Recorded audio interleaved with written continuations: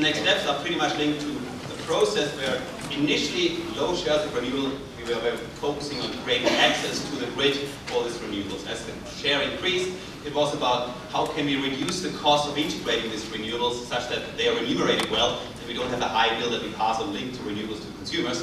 Now, the third step will have to be how do we operate the system such that it can really work integrated with a set of renewables. And that's where the target model at the moment is only doing part of the job. It has, in our context, three core elements. The forward capacity allocation aspects looking more than 1 day ahead of time, which however is largely linked to the day ahead markets. And the balancing part, which is the balancing market, which is still an add-on at the end of the market in all European countries, and which from, well, other than Ireland, to some extent Poland, and to some extent Spain and Italy. So all the yes. And I think that is part of the debate we're having.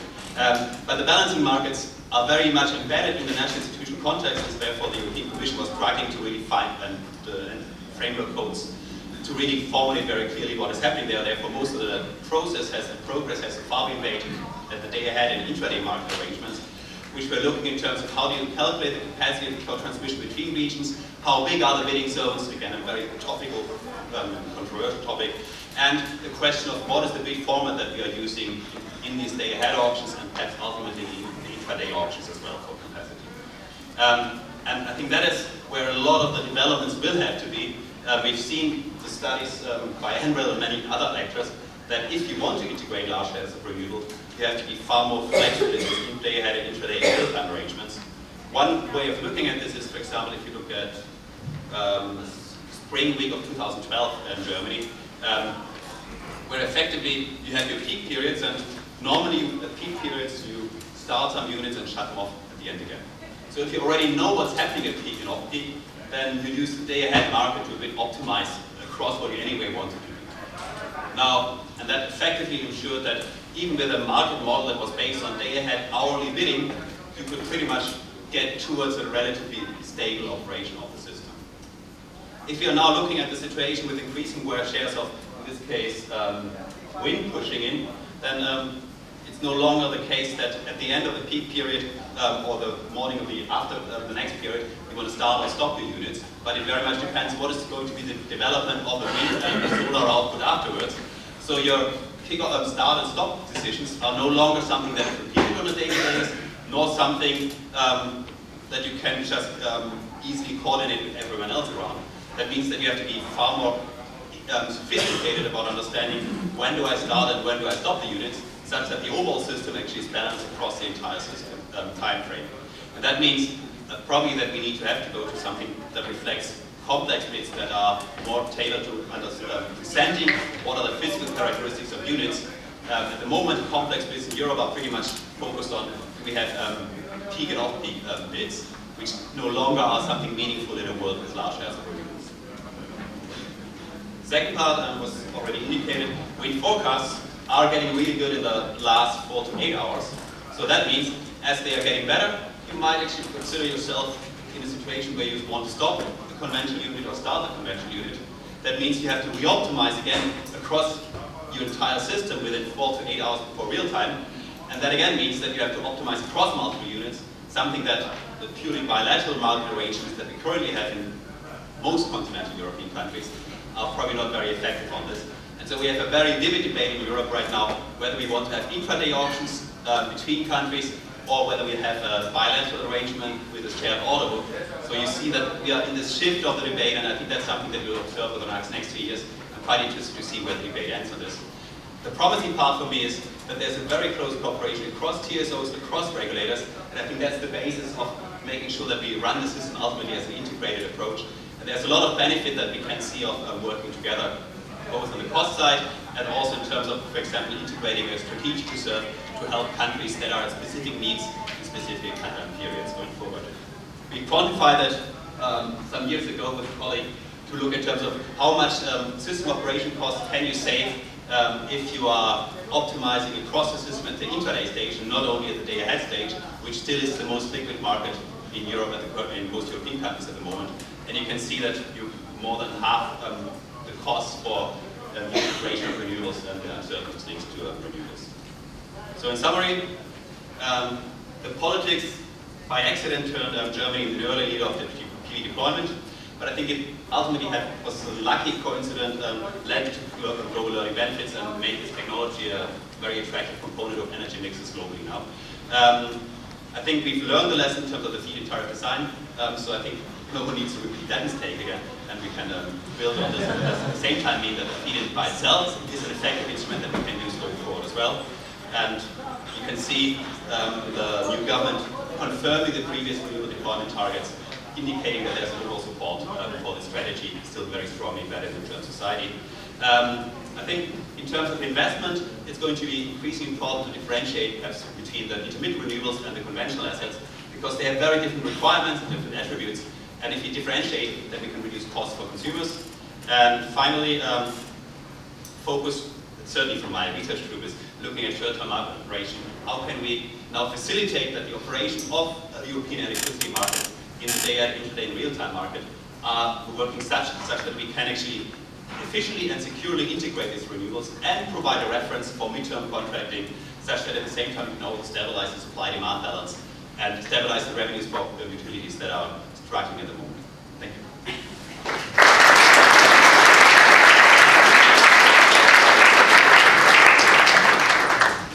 Fantastic. That wasn't enough information to get you settled. Any questions?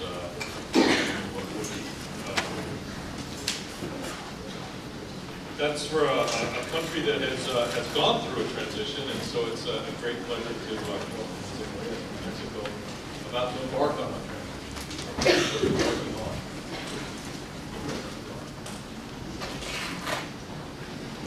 Once again, thank you for the invitation. Good afternoon to all. Indeed, we are embarking in a transition. You'll see a couple of mentions on today's report today being used in several slides regarding the energy report. That's because right now, as we speak, there is a debate in Congress on the new electricity law. So some of the things that I will mention, I'll try to make the point that are not definite. We would expect them to go through the Congress, a very green Congress overall. But indeed, these are very interesting days, weeks, certainly it's going to have so I'll just make a brief summary of the situation in Mexico regarding generation, dispatching, carbon emissions. This is the 2012 energy matrix. We use 2012 because that's our baseline for this administration goals. That's 2012, 2018. So in 2012, it hasn't changed that much after this year.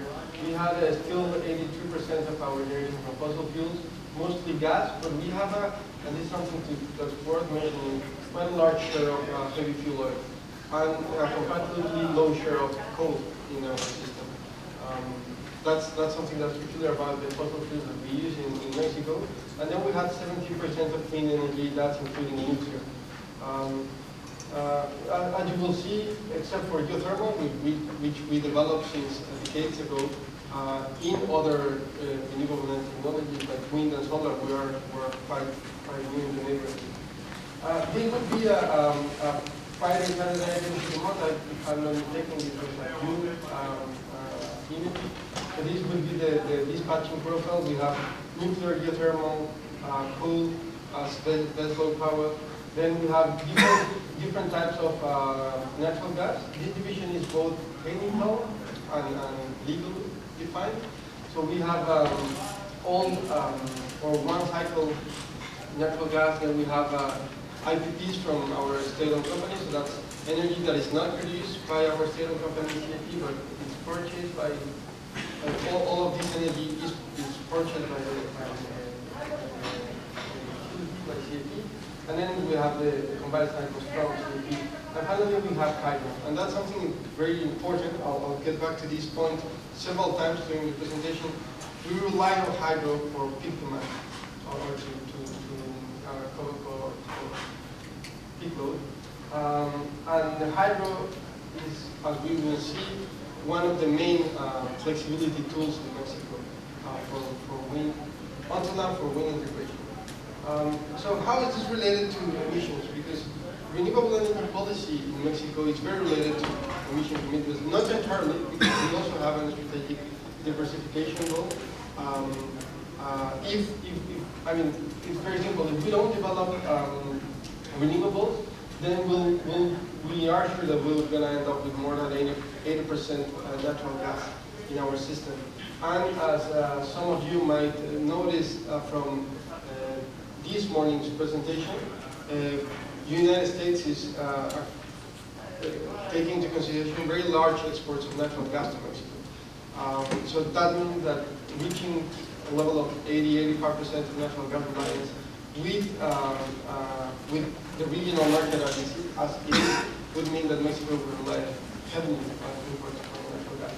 But still, our emissions, or the electricity sector emissions, are not that big in the context of the whole country.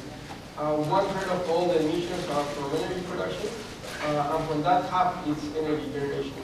The other half is fugitive emissions from the oil sector and the actual production of oil and gas.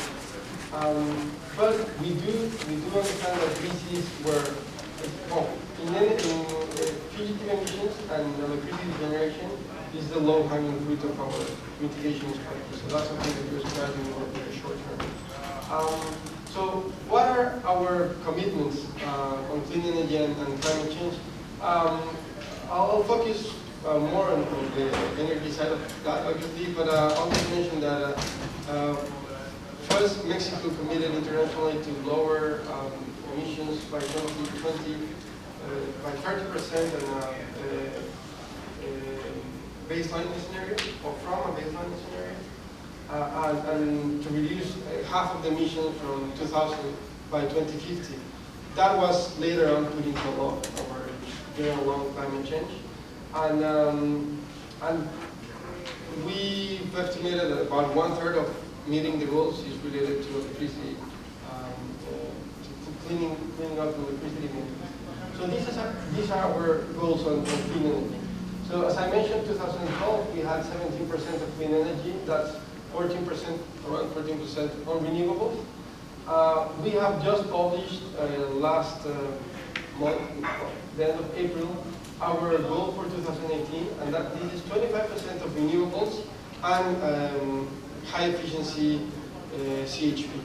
That is, before we didn't have a CHP policy, our CHP accounted for less than 1%, and that was also obviously a very low hanging fruit. So we included a very high efficiency combined heat and power in this goal. And then this is an administration goal, and then we have the law that states that we have to reach the 35% by 2024 and 60% by 2050. What I wanted to show with this very simple modeling scenario, which we use for this is a summary from the modeling that we did to reach the 25%, is that most of the growth in renewables is going to come from variable energy, wind and solar. There are divergences during the processes. For example, Bloomberg New Energy Finance published numbers that said that we could reach double the amount of solar energy that we were putting in these models, even without energy reform. That's very encouraging. We're very glad that they published that, and we hope that they are right and that we had some mistakes in our model. So what do we have right now to try to push forward these renewable energy agendas? This is a very peculiar policy. It's always on the textbook. It's very hard to implement, and that's setting up externalities into the system. We know that there's pricing signals that go through taxes or other instruments. Having state-based power system, we relied on an administrative solution. That is, we are inputting the value of externalities into the dispatching model.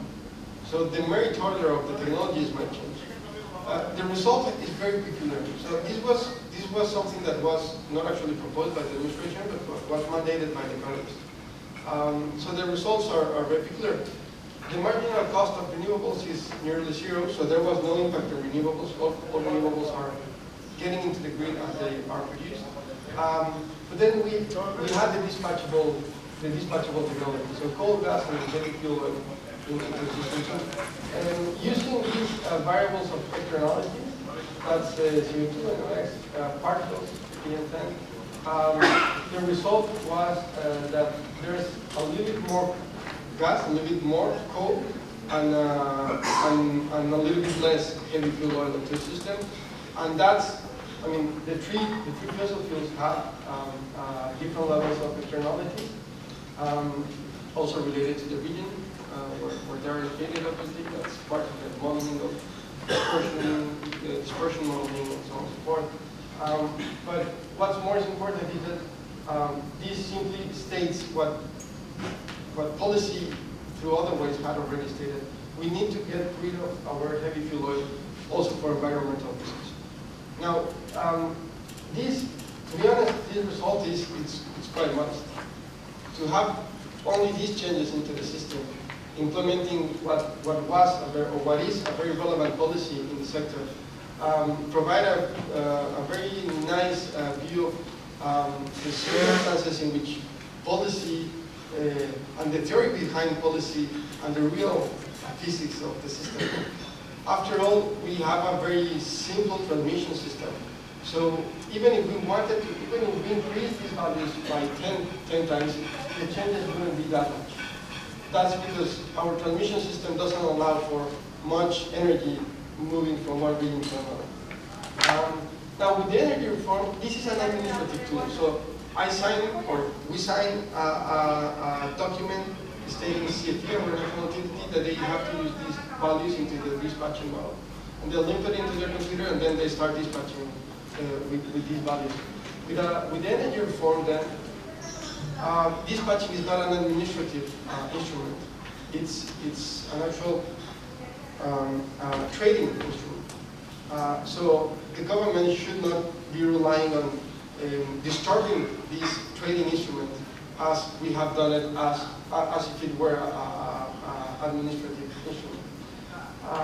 Fortunately, last year as well, the Congress approved our first taxes on carbon. It's actually, it's not an emission, it's an emission-based fuel tax. So you can see here the amount of taxes. It's pretty much about, it's fairly modest, but we're very happy that it was approved. It's around $3.5 per ton of CO2. And every fuel, not only for electricity, but for any use, is taxed. The only fuels that had certain exemption were coal, because of, after all, we have little coal and there were some concerns on industry competitiveness, and natural gas. And that's also because we're trying to move faster on the substitution of heavy fuel oil with natural gas or renewables. So these are the policies that we have already in place that are the cornerstone of this transition to sustainability. Now, I wanted to show the specific experience on renewable energy integration. That's primarily wind integration in the country. This is a part of Mexico. We won't be able to see the whole country, but this on top is the Gulf of Mexico. This on the south is the Pacific Ocean. So through these isthmus, we have what we call, this is the Tehuantepec isthmus. Most of our, above 90% of our wind generation is located in this place. And we expect, well, you would see Mexico City over here. All of these lines are going from Mexico City. And I'll stress that all over here, we have most of the hydro generation capacity. And it's all connected, or many of the largest lines, transmission lines in the country, are going from this area to Mexico City. What have we experienced with this very recent expansion of wind? These numbers, this is from a few months ago. We had 1.5 gigawatts of wind installed capacity in the region. That's from 18 wind farms. We expect to double that by the end of next year, we would expect to have more than 4,000 megawatt in that same region by 2018.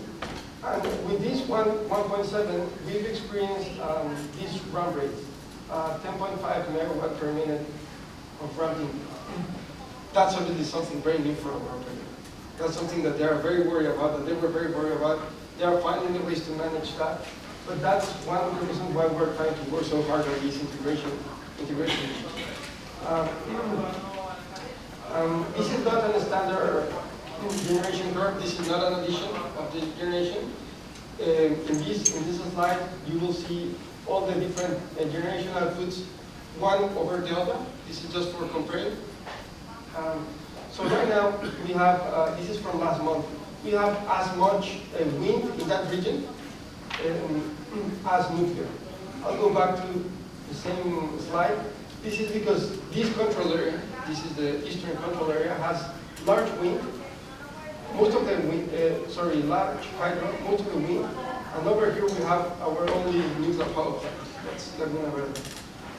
So this region gets to control all of these technologies, and that's why its experience is so interesting. So right now we're having as much wind output as we have nuclear. But what I'd like to stress from this graph is that we've experienced that wind can be very stable for several, for large periods. This is a 7-day slide, and it's fairly stable.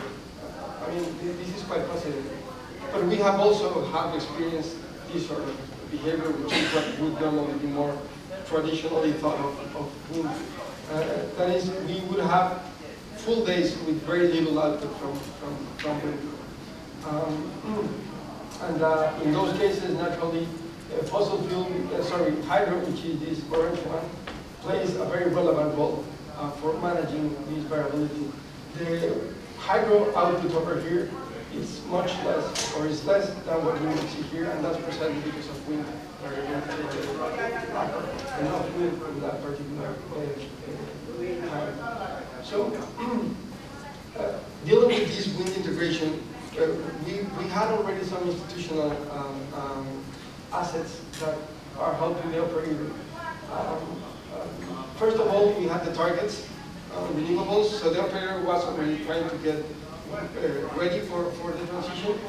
Where, I'll get back to this soon, we're going to move to a renewable portfolio standard system rather than only administrative decisions.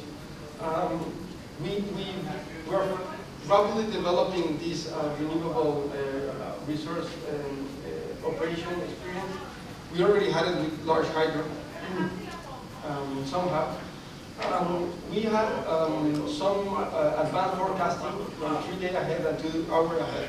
Now, this forecasting is not based on climatic information, but on statistical. It's a statistical model rather than an actual climate forecasting system. We do have a modern control centers, EMS, SCADAs. I mean, the control rooms are very nice, very impressive. Automatic generation control AGC systems, which are not used for, which were not meant for renewable integration, but simply for monitoring the system. So they are only analyzed as another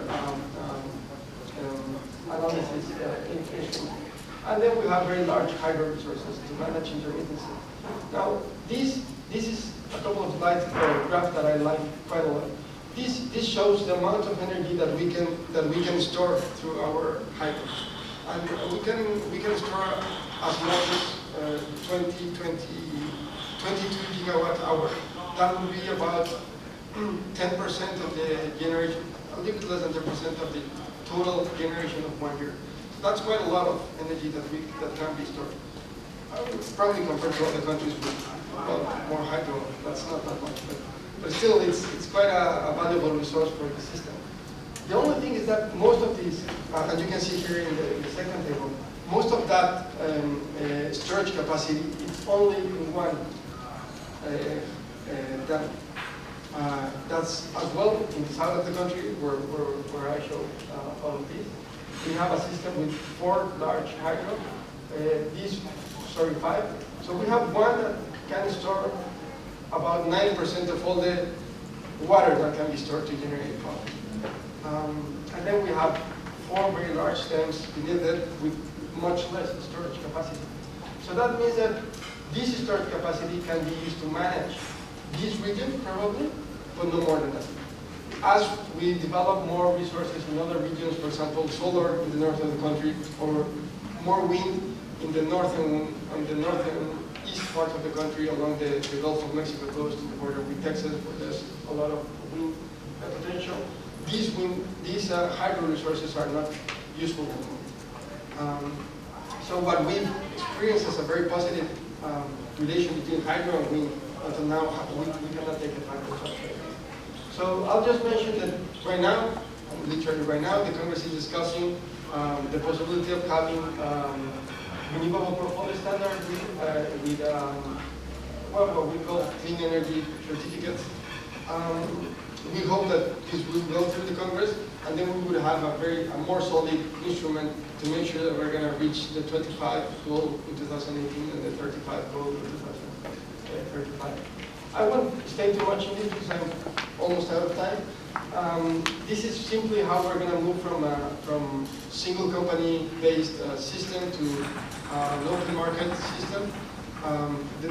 Naturally, the main component is taking out the system operator out of the utility and making it an independent system operator. That's going to be an asset. These are the guys that we're working with to manage all of these operational issues. So how are we trying to deal with all of these technical challenges? And we have to thank again Doug Doug and Errol and the 21st Century Partnership for all the support. We're going to move very fast, and we know that there's a lot of things that we have to learn, and we can learn it from other people rather than by our own mistakes. So we are starting a very comprehensive cooperation program with Errol. And it's under the 21st Century Partnership, funded by Children's Investment Fund Foundation.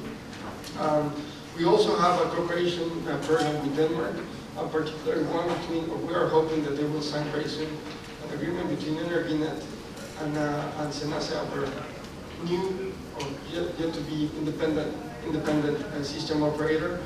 And we have other assistance based on the European Union, on some countries in particular, say Germany, GIZ, their technical staff.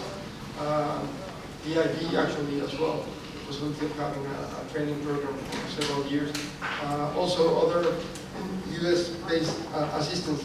I would only like to stress, this is very obvious, the moving, we're in this very peculiar situation in which we have many of the tools that have been developed to support the management of renewables and integration. We don't have it because we didn't have a market. So, for example, there's an absence on the wholesale electricity price reference. We have normal pricing that has been useful, but not a reference on wholesale prices. We don't have the ancillary service price reference as well. We don't have a transmission expansion index that will help us make decisions on transmission and integration. And we have not defined competitive renewable energy sources. So these are 4 elements that go in hand with an energy reform and the need of having renewable integration. So that's what we're going to be working on for the next few years.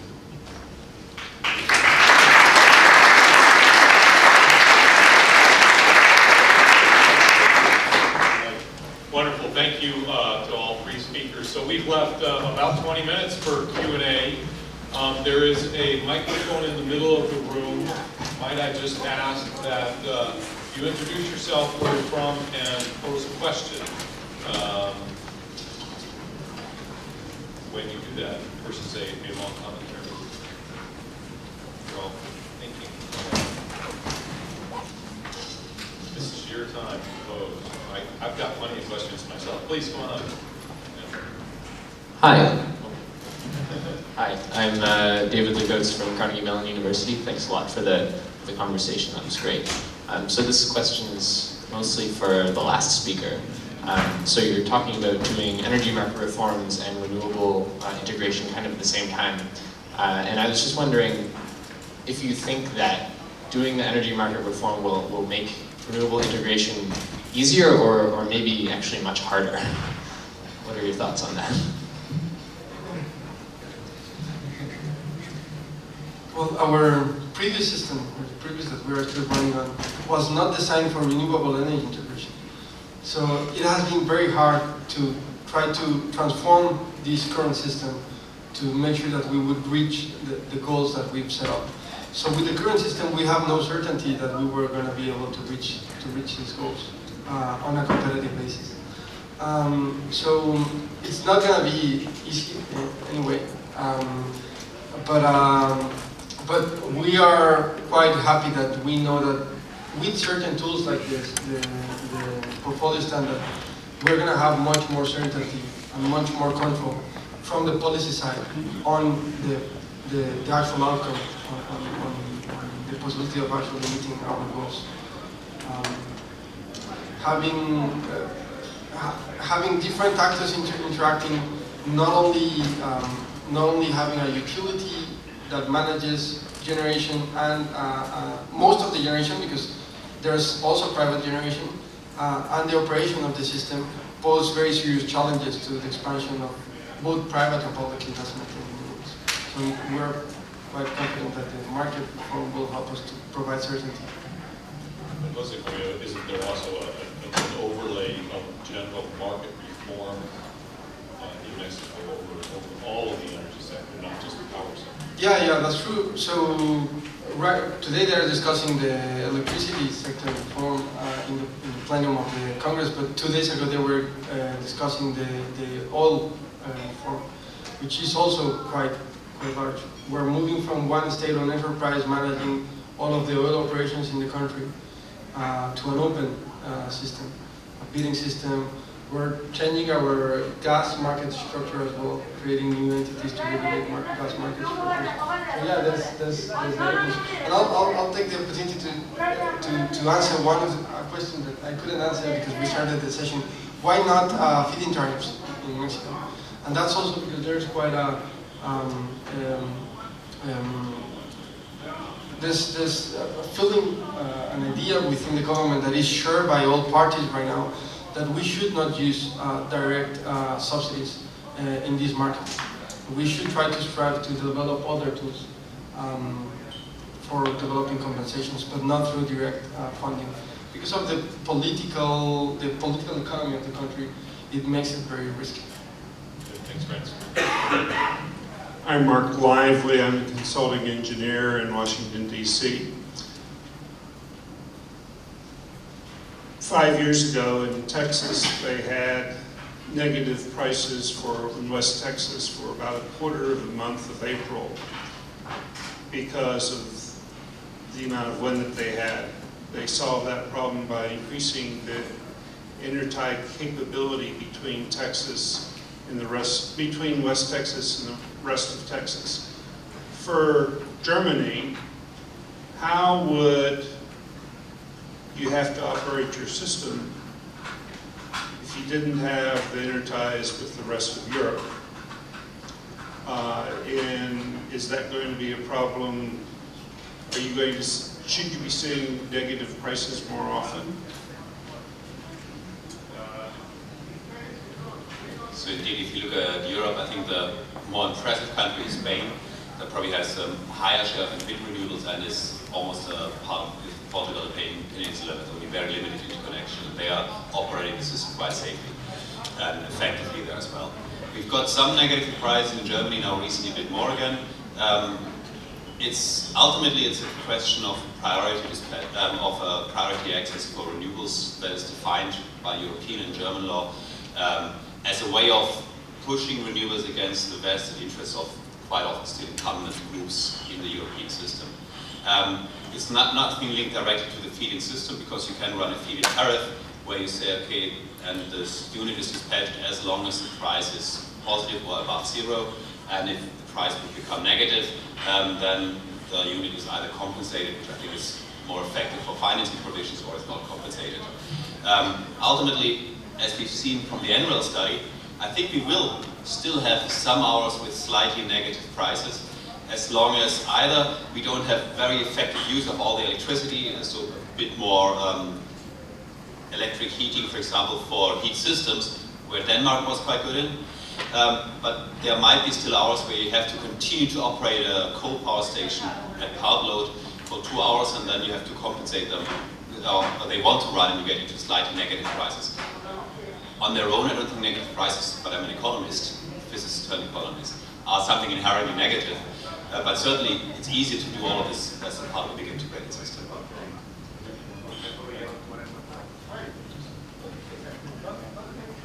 Yeah, hello, I'm Laura. I'm a PhD student in economics in Cambridge. And I have a question I hope. So as I understand it, or as people understand it, is that with the increasing share of renewables in Germany, lignite has become essential as well. And I mean, what often basically a question that I'm confronted with when I'm German is basically how will we get back or like away from lignite in the long term? Because I mean I understand it is supposed to be a medium run solution, but do you really think it's politically feasible to really, once you start going into lignite again,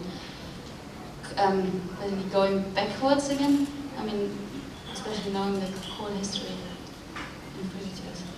What do you respond to? Yeah. Once gas prices come down and that's where we're headed. I guess we have two things or three things that came together. In Germany, with the nuclear phase-out, we shut down a few gigawatt of nuclear power stations already, and we'll shut down the rest up to 2022. That means inherently, as you shut some down, you reduce zero carbon production at that moment. Then secondly, we had a set of probably 4 gigawatt of coal power stations that were decided in the year 2006-07. That were then delayed for a long time in terms of implementation because the supercritical steel had some kind of issues, and then they had to kind of build them again. But it was a very old decision, and these power stations are only now coming online, are the most efficient ones across Europe. And so we are operating right now in a world where Germany is becoming a bigger electricity exporter than we ever were before, because we've built a lot of renewables and have efficient coal power stations. Which is not really the situation where we feel comfortable with at all. And so the question really is, how can we shift that back, and to what extent, at what time frame will the European emissions trading scheme be strengthened to the level that we get carbon prices above 20 or 30 euros, and at what moment will then the carbon gas prices, together with the carbon prices, allow that we shift gradually conventional fossil coal power stations out of the system. And again, then we have to differentiate between getting coal, particularly lignite, once it's invested, it's really difficult to push this out because you effectively have a very low cost, marginal cost generation asset. So there is more of a question for lignite. When do we stop new construction such that the old don't run anymore? For coal, I think we have an interesting debate in Germany right now. Half of Germany pretty much feels we have to have additional policy instrument to push coal out of the system, perhaps by taking it into a strategic reserve such that it can only run very limited time as a backup option, well, perhaps with some additional regulation. Others, including myself, feel that it is far more effective to push back on the European emissions trading scheme to get a higher carbon price, which then on its own would make sure that the coal power station gets a smaller and smaller role, but at the same time continues to satisfy the needs that we need in terms of flexibility of the system and in terms of meeting the cold and wind-still winter week in the system. I think it is something, as a German experience for a broader audience, which is interesting, that we have a strong coal industry across the area, and part of it was, and I think that's where we're getting now, is to find some narrative which acknowledges the contribution this industry and the people working in this industry have made to the German development, therefore kind of develop a positive phase-out strategy, rather than kind of being very hostile to people that actually did something all their life that was contributing to the development in Germany. And part of this could be that coal is perhaps playing this flexibility part. And if coal power stations don't run very much, they don't emit very much, and still can offer a service to the overall system. So I think that's an open debate in Germany right now, what is the best way and how we most effectively support the European process in this context. A lot of the renewable penetration has really been helped by the fact that most of the systems were balanced. There's a lot of third generation out there to maintain the system, meet load, everything was great.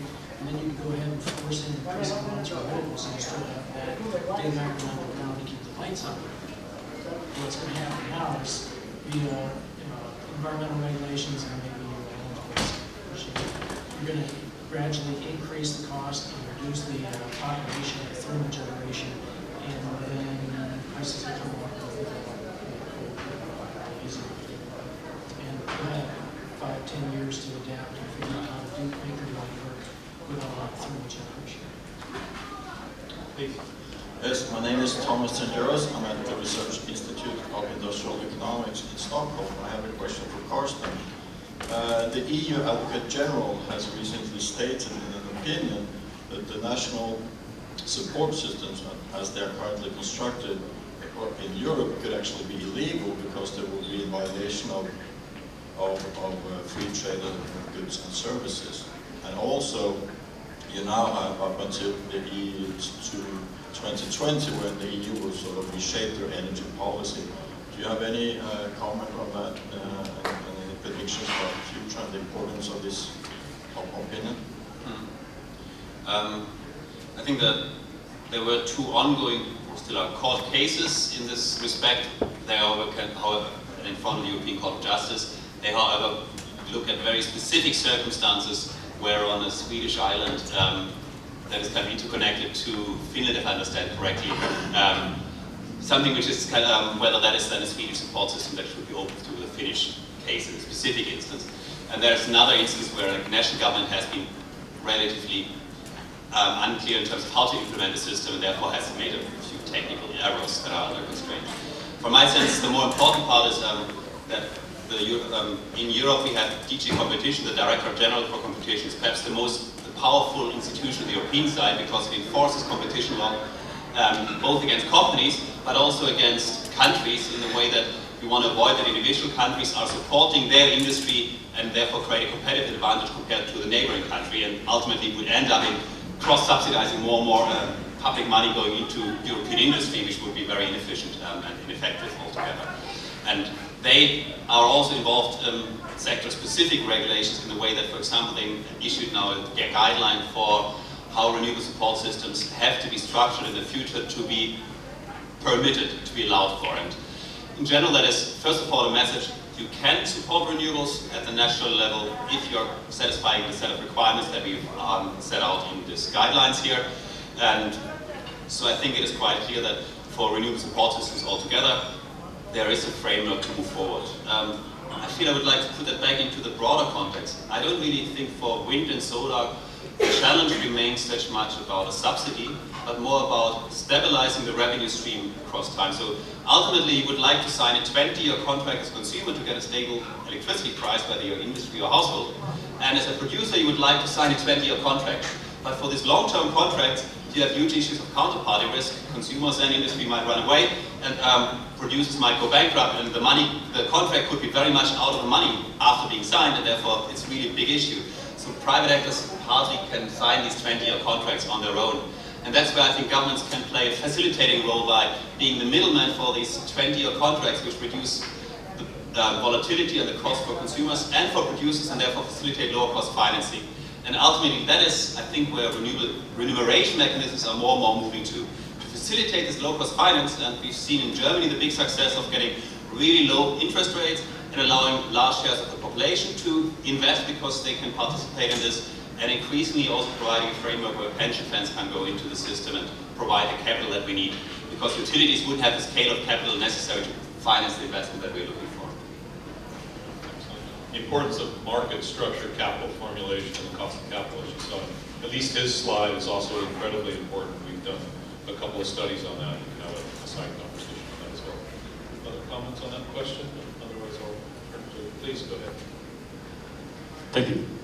My name is Chang Wei Dong. I'm a PhD student at UT Austin, especially studying solar PV policies. So I saw a lot of integration tools today, and also I know a little bit about the renewable energy development history. Usually we set up a target at first and provide the subsidies, and then now we worry about integration issues and also utility business models. So my question is, if we want to redo this again, what should be the right step? What's the biggest lesson over there? Well, that's an opening for all three of you to Yes. comment on that. So, who'd like to go first? The question, if we started from scratch, how would we do this? Yeah.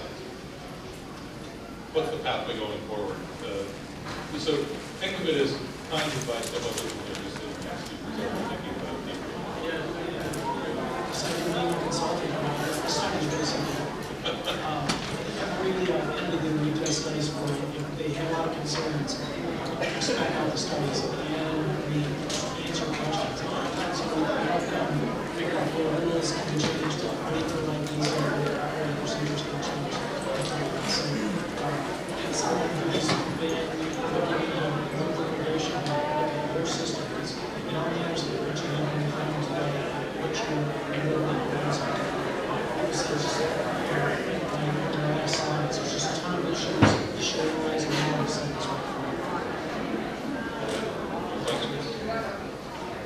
I think one part is that by now the cost of renewables have come down so much, and I think that really changes the situation, that it's largely about remuneration mechanisms and far less about subsidies. So the subsidy share level is a lot lower, and in this context I think it's important to look in terms of what is the value these renewables and local investments provide for most countries compared to importing fossil fuels.